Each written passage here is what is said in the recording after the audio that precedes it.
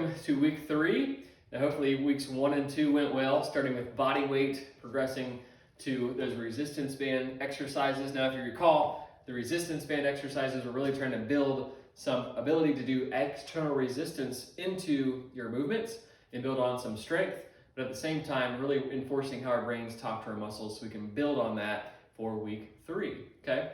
So week 3, we're gonna add some extra weight in the form of either a dumbbell or a kettlebell or whatever you have available to you.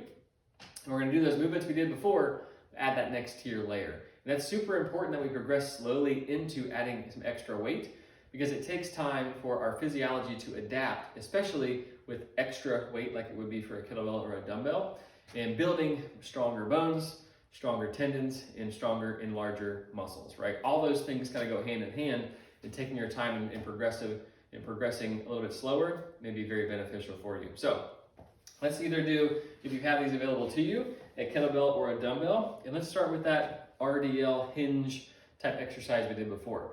RDL stands for Romanian deadlift, or just like that hinge exercise like we've done in the past couple weeks. We're gonna build on that with some external weight. Now, if you have a kettlebell, you will be grabbing it by the top loop of the kettlebell. Or if you have a dumbbell, we're gonna set it up nice and straight and grab the top of the dumbbell.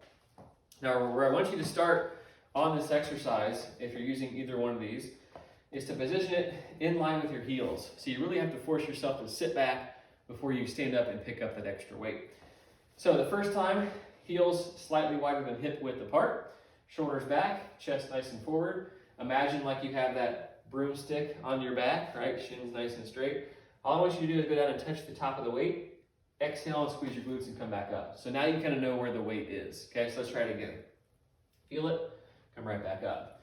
Now the third time, we're gonna go down all the way to the weight, get nice and solid, shoulders are back, abs are engaged. We're gonna exhale, squeeze our glutes and come to the top. Now we're in a solid position, okay?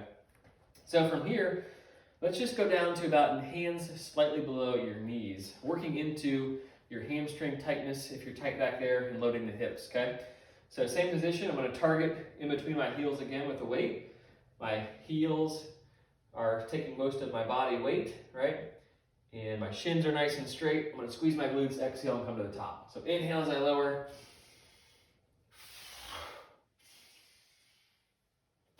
Making sure that weight doesn't get out too far in front of me. I'm still targeting in between my heels. Shoulders stay back. Hinging through the waist, slight bend in my knees. Focus on your breathing, okay? Now, understanding where to start with your weight, let's go ahead and set that down. Get solid, squeeze your glutes, come back up. I always start conservatively on how much weight to start with, in that we may not know where to start. It's kind of an experiment at this point in time. But start lighter, kind of experiment with that, be conservative.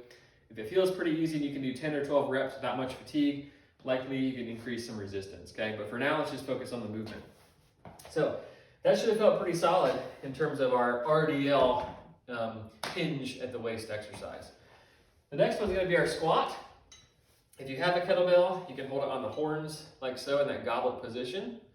If you still have your dumbbell, you can hold it in the same position by doing this type of hand position here. Doesn't matter, either one works great, okay? We're still gonna use the chair to target the depth of our squat. If you feel comfortable squatting without it, go ahead and give it a try. But for now, let's just try still having that target. Feet slightly wider than hip width, toes slightly pointed outward. And if you want to use that band again around your knees to kind of get some feedback about how much your knees should be being driven out, engaging your glutes, go ahead and go for that as well. It's a good tool to use. All right, so let's get solid here. Weight just beneath your chin. Shoulders back, abs are engaged. I'm gonna drive my knees out. Exhale and keep my glutes and abs engaged through that whole process, right? Knees out as I lower, inhale.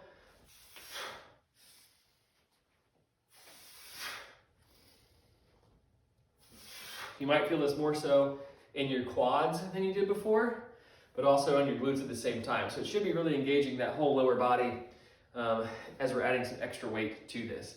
Same as before, try and get 8, 10, 12 reps of that.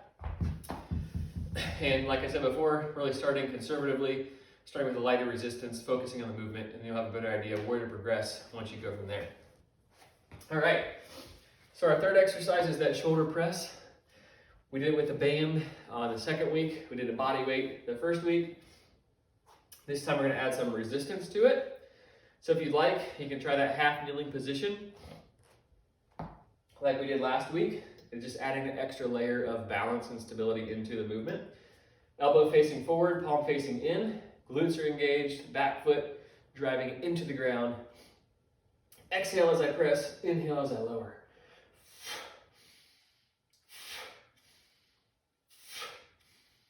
Right? And making sure my glutes stay engaged, using that breath to keep my abs engaged. That will very much so help with the balance and stability component of it. Let's try the other arm too. Glutes are engaged, driving that back foot into the ground, looking nice and forward, elbow facing forward, palm facing in.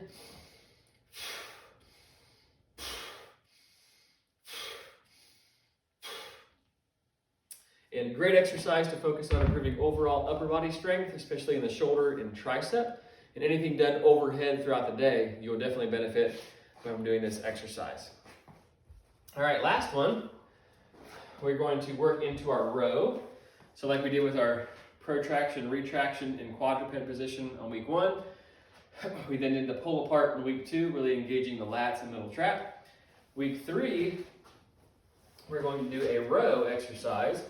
And if you have a chair or a bench or a couch, you can do this exercise quite easily. So let's start with outside foot wider than hip width. One knee and foot on your chair, bench, or couch. You're going to sit back slightly into your hips and start in this position here. So back nice and flat, torso kind of at that 45, 50 degree angle. And I want you to exhale as you pull, inhale as you lower. And as you pull, you're kind of targeting that side of your torso position with your hand. And in doing so, you're going to engage your lat on the side of your torso. And as you get to the top of that pull, squeeze in between your shoulder blades to engage in between your shoulder blades there, that middle trapezius muscle, like we really targeted on that band pull apart, okay? So exhale to the top, inhale as you lower.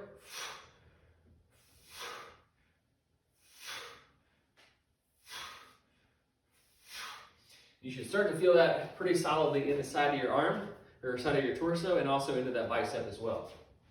Let's switch sides. Exhaling as you pull, engage your abs, finish in between your shoulder blades with a nice big squeeze, and begin that pull with the side of your torso and that lat muscle, okay? Let's shoot for 8, 10, 12 reps, somewhere in between there, each side, and start conservatively with your weight again. Always increase how much you use, but just starting with a little bit lighter to get the movement down is always beneficial. So go through those. If you feel pretty good after going through all 4 of those one time, try 2 or 3 times through that circuit, resting when you need to, and then give that a try for this week. I would try maybe 2 times this week with 2-ish days in between for rest. Now, the last and final week, next week, we'll focus on some things dealing with balance, posture, stability, and all those good things, how they're going to intermix and work together and benefit you very much so. So good luck this week, and looking forward to seeing you next week.